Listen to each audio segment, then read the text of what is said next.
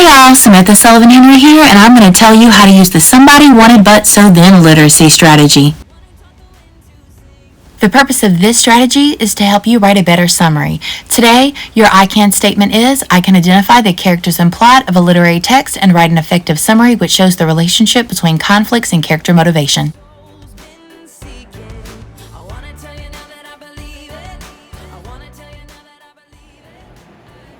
Oh, so there you are. Okay, let's get started. So, with the Somebody Wanted But So Then, you start with the somebody. The somebody's the main character in the story. This could be the protagonist or maybe even the antagonist. Ask yourself, whose perspective is the story told from?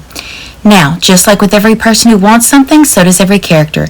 This is the wanted part. What does your character want the most? What motivates him? What drives him? Next comes the obstacle. This is where the but comes in. What barriers come in the way of the somebody getting what he or she wants? What blocks or stops them? Then comes the overcome the conflict part. This is the so part of the story. Like, what you gonna do about it? For this part of the summary, ask yourself, what does the character do to overcome the obstacles that they face? How do they push through to achieve victory? Then the last part, the finale, the then. This is where the story ends. What's the resolution?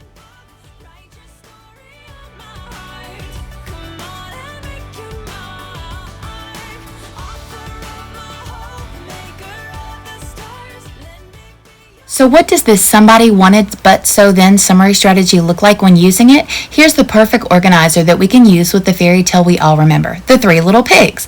Okay, so our main character, our somebody, is the big bad wolf. What does he want? What does he seek? He's a carnivore, so of course he seeks bacon. Now for the problem. The Three Little Pigs run from house to house gathering stronger materials to build better homes so that the wolf can't get to them. How does the wolf attempt to overcome this problem? He huffs and puffs.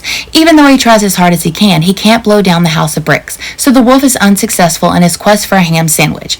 Then, how does the story end? The wolf goes hungry and the pigs are home free, literally. Okay, now you know what the story looks like in the graphic organizer. Let's write our own summary. As you can see here, I've got all the elements of the Somebody Wanted But So Then strategy, but I've added a few important details like the author's name, the title of the text, and transitions that connect the ideas in the summary.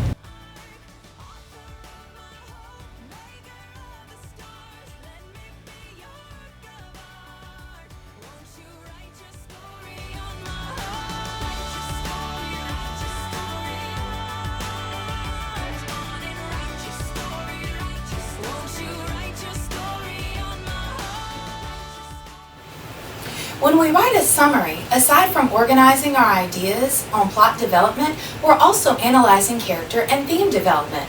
Here is Freytag's pyramid, which shows how plays, short stories, and novels are usually set up. There's a beginning, a middle, and an end. The beginning, or exposition, is where we meet our somebody and come to find out what they want. The rising action is where we see more of what the character wants and start to see the but or conflicts and obstacles that the character faces. This includes incidents that propel the action of the story and begin to provoke a decision made by the character. The climax or turning point in the text is where the greatest obstacle is faced and the so part of the summary comes into place. During the climax and falling action is where aspects of who the character is are revealed to readers through the decisions that the character has made and the reaction to obstacles that the character has faced. The resolution of the text is where we get the then portion of the summary. When we write our plot summary, we have organized and analyzed the events and character development, which helps make us make enough connections to see the bigger picture or theme. We can then see how the theme has been developed over the course of the story based on the contents of the story. Okay, so what's the connection? How does it all come together? First, you start with your plot summary. You can do that by using the Somebody Wanted But So Then writing strategy. The best way to do that is by looking at Freytag's pyramid and finding all the needed elements for that summary. That helps you better understand plot development and then, of course, character development, conflict, and character motivation. That leads to the theme. That is, the bigger picture. What's the story all about? check our standards and objectives today. Can you write a summary of a text? Do you understand that writing a plot summary can help you better analyze character development? Can you analyze incidents in a story and how they propel the action and better reveal aspects of a character? Can you determine the theme and analyze the development over the course of the text, including its relationship to the character and plot? Did you meet our objective today? So, you can check out a few tools to guide you on Google Classroom.